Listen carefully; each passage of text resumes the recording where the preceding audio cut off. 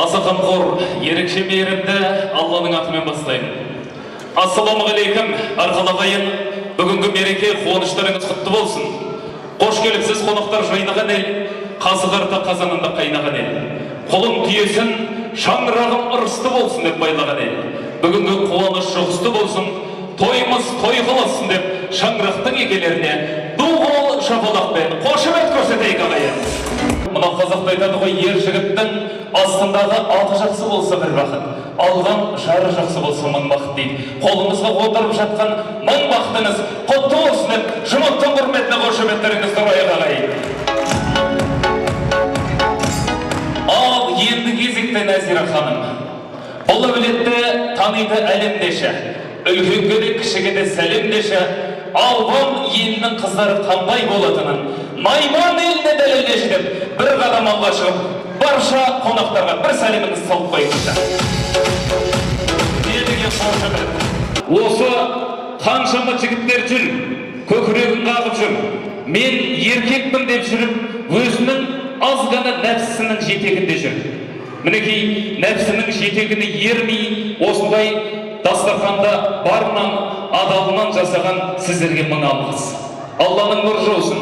Мынау айтады ғой, ұлың қызың адам болсын десең, өзіңді түзе, сөзіңді түзе дейді. Мінекей, өздеріңіздің берген тәрбиелеріңіздің арқасында осындай үлкен азаматшалар болып, ұл қыздарыңыз өсіп жатыр.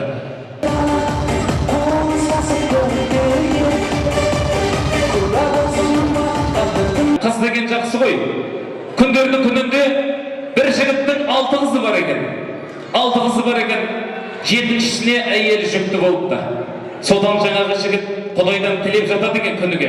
Я Алла 7-шісін ұлғып берші. Я Алла 7-шісін ұлғып берші деп тілеп жатады екен. Күндердің күнінде ұйықтап жатып түс көріпті. Түсінде жаңағы кісіні періштелер қолынан сүйреп алып, тозақтың бірінші есігіне апарады дейді. Сонда бірінші қызы тұр екен. Мен әкемді жібермеймін деп. Одан екінші есігіне апарады, екінші қызы тұр дейді. Үшінші есігіне апарады, үшінші қызы. Солай әр 6 есігінде 6 қыз тұрыпты. Ой тұрмай, 7-ші есігі бар ғой. Тозақтың 7 есігі болады ғой деп, жаңағы ағамыз шошып оянып берді. Дереу Құдайдан тілеп жатыр дейді. Я Алла 7-шісінде қызығып берші, 7-шісінде қызығып берші деп тілеп жатыр дейді. Мінекей, қыз дегеніміз жақсы ғой. Қыз жастық шағында, балалық кезінде әкесінің жұмаққа баратын жолы екен. Жұмаққа баратын жолы. Мұны пайғамбарымыз саллаллаху алейхи уассаламнан сұраған екен. Я Расулалла, менің 3 қызым бар, мен жұмаққа кірем ба депті. Сол қызыңды жақсылап тәрбиелеп, жақсы жерге тұрмысқа берсең, сен жұмаққа кіресің депті. Ал 2 қызым болса ше депті. 2 қызым болса да кіресің депті. Ал 3 қызым болса ше десе, егер 1 қызым болса ше десе, 1 қызым болса да жұмаққа кіресің деген екен. Мынау қыз баласы жастық шағында әкесінің жұмаққа кіретін жолы болса, есейіп шаңырақ көтергеннен кейін ерінің иманының жартысы болады екен. Ертең жасы келіп қартайған кезде ақжаулықты ана болып, табанының астында жұмақтың кілті болады екен. Мінекей, қыз деген сондай керемет Алланың бізге берген сый екен. Не айтамын, бізді өсіріп, осы дүниеге әкеп, дұрыс тәрбие берген осы әке-шешелерімізге рахметіміз айтамыз. Алла разы болсын сіздерге.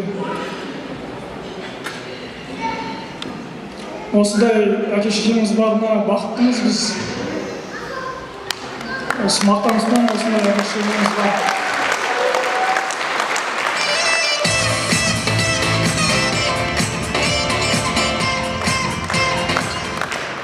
Және де осында отырған үлкен кісілеріміз аман болсын осында. Еліміз тыныш, жұртымыз аман болсын. Рахмет. Бәрекелді, асықпаңыз. Мынау перзенттің міндеті бар. Үлкен бір міндеті бар. Күніге азандап тұрған кезде әке менен анасының қолынан сүю деген міндеті бар перзенттің. Оны біз ұмытып кеткенбіз ағайын. Біз оны ұмытып қалғанбыз. Сондықтан бүгіннен бастап жәке папаңызбен, әкеңізбен, анаңыздың қолын азанда міндетті түрде сүйіңіз. Мынау ұстаздарыңыз айтады, атанаң тірі кезінде қадірлемей, өлгеннен кейін жылқы сойсаң да, түйе сойсаң да, тіл сойсаң да оның пайдасы жоқ. Тірі кезінде қадірле дейді. Сондықтан сіздердің қошемет құрметтеріңіз болады. Жәкең ата-анасының қолынан сүйіп, керемет маңдайыңызға бір басып қойыңызшы, сүйіп маңдайға басыңыз. Бәрекелді, әнекей.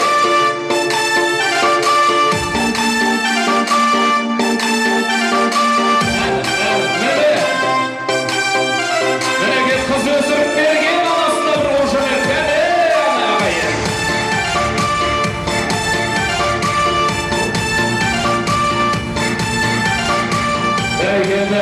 Бәрекелді, осындай перзенттен айналасың ғой. Сүйсінесің ғой осындай перзенттен. Біреулер осыған зар болып жүр ғой. Қазір отырмыз бәріміз. Көпшілігіміздің әке-шешеміз тірі. Әке-шешеміздің алдында жүрміз, тайраңдап. Осы ата-анамыздың қадірін білмей жатыр қағайын. Ата-анамыздың қадірін білейік. Әлде де уақытымыз бар. Қазір қасыңызда болса, қасыңызда отқан жерінен жүгіріп барып қолынан сүйіп қалыңыз. Қазір уақытты пайдаланып қалыңыз. Үйде болса, үйге барып қолынан сүйіп, әкешім, анашым, мен сіздерді жақсы көрем деп, ата-аналарыңыздан бір кешірім сұрап қойыңыздар. Өйткені ата-ананың разылығы ол Алланың разылығы деген.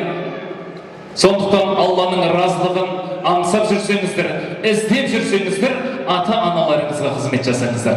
Алланың нұры жаусын. Мынау көп қойларды айтады ғой. Қызымызды саған бердік, қолыңда алақаныңда ұстап жүр деген. Ол тілек негізі теріс тілек екен ғой. Негізі Нәзираға айту керек екен. Нәзира, жұматты алақаныңда ұстап жүр, сонда сен жұматқа жетесің деп айту керек екен. Құдай қаласа, осы еріңіздің жұматтың разылығын алсаңыз, ол Алланың разылығын алғаныңыз.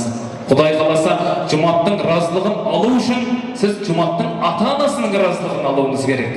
Мынау қыз баласы дүниеге келгеннен кейін, өскеннен кейін, ол келін болады.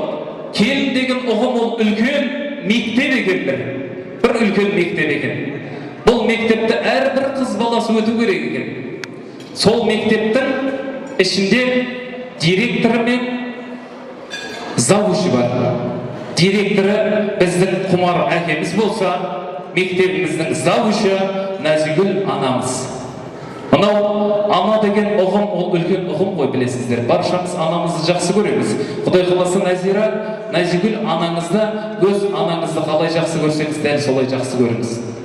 Енді келін мен ененің арасында білесіздер, ененің өзінің осы уақытқа дейін алған тәжірибесі бар. Осы уақытқа дейін көпті көргендігі бар. Бұл ене келінді тәрбиелегісі келеді. Сізге ананы былай істе, мынаны былай істе деп айтады. Сіз сол кезде мына енем маған тисе берді ау деп ойлап қалмаңыз. Ол кісі сізге тәрбие беріп жатыр. Ол кісі өзінің өткен мектебін сізге үйретіп жатыр. Сондықтан осы енеңіздің разылығын алып қалыңыз. Атаңыздың разылығын алып қалыңыз. Сонда сізден Алла разы болады. Ата-аналарыңызға деген ақ тілек өзіңіз. Келе қойыңыз.